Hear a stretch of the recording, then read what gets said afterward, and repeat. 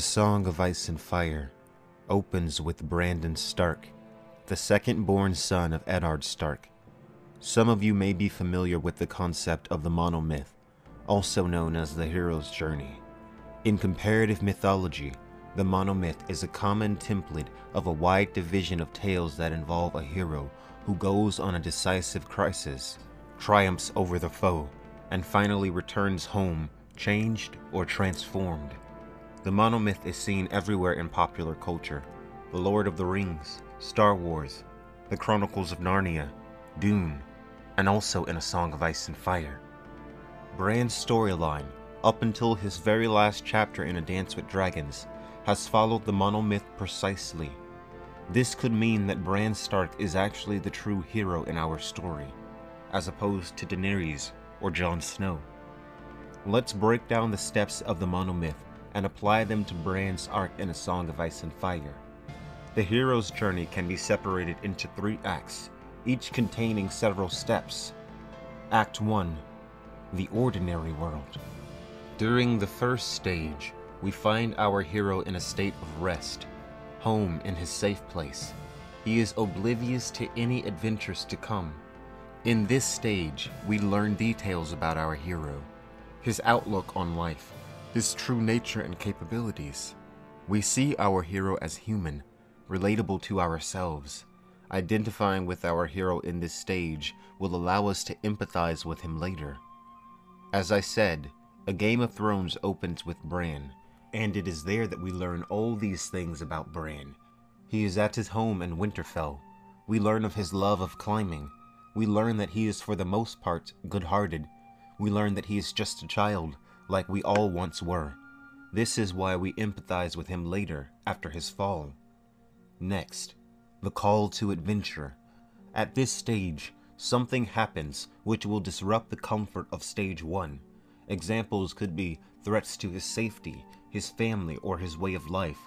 This stage in A Song of Ice and Fire involves Bran falling from the tower after witnessing the Queen's infidelity, becoming paralyzed afterwards, and him beginning to receive dreams from the mysterious three-eyed crow who gives him cryptic messages. Stage 3 is the refusal of the call. At this point, the hero has fears that need overcoming, second thoughts, or perhaps deep personal doubts as to whether or not he is up to the challenge. Bran fears life as a cripple, and would much rather stay inside the skin of his wolf Summer, even though Jojen warns him of the danger. He meant to do the things that Jojen asked, but once he was a wolf, they never seemed important. There were always things to see, things to smell, a whole green world to hunt. And he could run. There was nothing better than running, unless it was running after prey. "I was a prince, Jojen," he told the older boy. "I was the prince of the woods." "You are a prince," Jojen reminded him softly. "You remember, don't you? Tell me who you are." "You know." Jojen was his friend and his teacher, but sometimes Bran just wanted to hit him. "I want you to say the words. Tell me who you are." "Bran," he said sullenly. Bran the Broken. Bran Stark, the cripple boy, the prince of Winterfell burned and tumbled, its people scattered and slain. The next stage is meeting the mentor. At this crucial turning point, the hero desperately needs guidance. He meets a mentor figure who gives him something he requires. It could be wise advice, insight to the dilemma he faces, or even self-confidence. Immediately one might think of Bloodraven at this stage, but it actually fits better with the structure of the Monomyth if Jojen is the mentor. It is Jojen who convinces Bran to go out and begin their quest to find the three-eyed crow. "I dreamed of a winged wolf, bound to earth by chains of stone, and came to Winterfell to free him. The chains are off you now, yet still you do not fly. Then you teach me." Bran still feared the three-eyed crow who haunts his dreams sometimes, pecking endlessly at the skin between his eyes and telling him to fly. "You're a green seer." "No," Jojen said, "only a boy who dreams." The green seers were more than that. They were wargs as well, as you are. The greatest of them could wear the skins of any beast that flies or swims or crawls, and could look through the eyes of the werewoods as well, and see the truth that lies beneath the world. The gods give many gifts, Bran. My sister is a hunter. It is given to her to run swiftly, and stand so still she seems to vanish. She has sharp ears, keen eyes, a steady hand with a net and spear. She can breathe mud and fly through trees. I could not do these things, no more than you could. To me, the gods gave the green dreams, and to you, you could be more than me, Bran. You are the winged wolf, and there is no saying how far and high you might fly. If you had someone to teach you, how can I help you master a gift I do not understand? If they stayed here, hidden down beneath Tumbleton Tower, no one would find them. He would stay alive and crippled. Bran realized he was crying. Stupid baby, he thought at himself. No matter where he went, to Carhold, to White Harbor, or to Greywater Watch, he'd be a cripple when he got there. He balled his hands into fist. I want to fly, he told them. Please, take me to the Crow. This leads directly into the next stage, crossing the threshold. This is also the beginning of Act 2. The hero is now ready to act upon his call to adventure and begin his quest. This can be an emotional, physical, or spiritual quest. The hero might either be pushed or go into it willingly. At this point, our hero finally crosses the threshold between the world which he is familiar and the world which he is not. This stage signifies the hero's commitment to his journey. This is the point in A Song of Ice and Fire when Bran decides to find the three-eyed crow. The next stage is Test, Allies, and Enemies. Now that the hero is finally out of his comfort zone, he is confronted with more difficult challenges that test him in a variety of ways. The hero must overcome each challenge he is faced with on the journey towards the ultimate goal. The hero must find out who can be trusted and who cannot.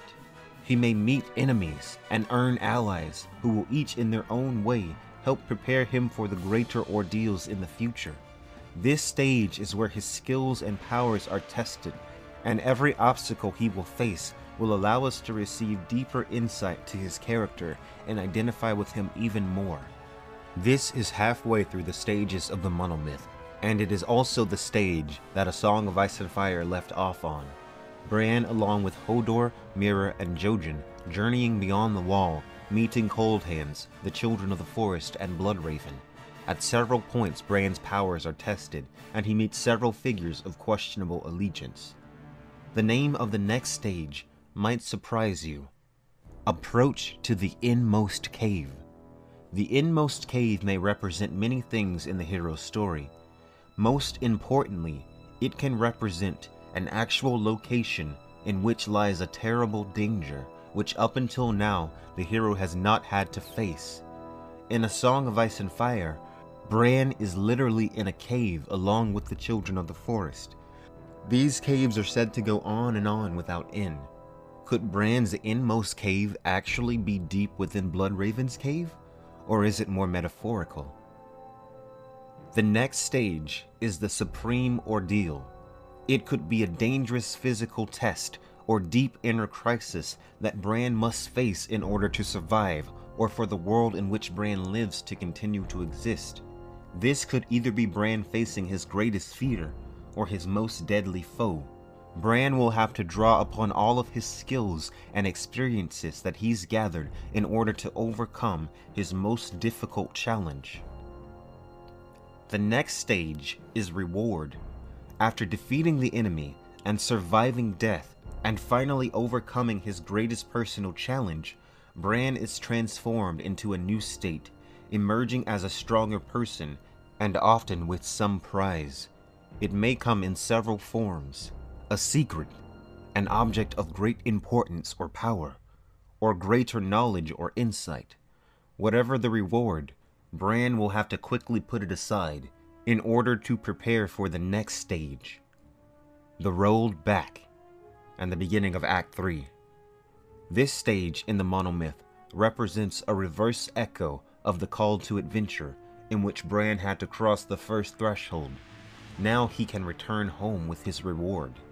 The moment before Bran finally commits to the last stage of the journey may be a moment in which he must choose between his own personal objective and that of a higher cause. The penultimate stage is resurrection. This would be the climax of Bran's story. At this point, Bran will have his final and most dangerous encounter with death. This last battle also signifies something much more than Bran's own existence. Its outcome will have far-reaching consequences to the ordinary world and the lives of those he left behind. If Bran fails, others will suffer. The final stage is the return. Bran will return to the ordinary world, but be changed. He will have grown as a person, faced many terrible dangers including death, and learned many new things. Bran's return may bring hope to those he left behind, a direct solution to their problem, or even a new perspective to consider. Ultimately, Bran will return to where he started, but things will never be the same again. George R. R. Martin has followed the Monomyth perfectly up until this point. Whether or not he will continue to follow this mythic structure with Bran, no one can say for certain, but if Bran's story does fulfill each stage of the Monomyth, we can predict the broad strokes of his storyline. Bran was also one of the 5 principal characters that George R. R. Martin stated would survive to the end of A Song of Ice and Fire in a leaked note to the publisher from the 1990s. This would obviously make sense if Bran was meant to fulfill the Monomyth. The second part of this video will be speculation as to how the final stages of the Monomyth will present themselves in A Song of Ice and Fire.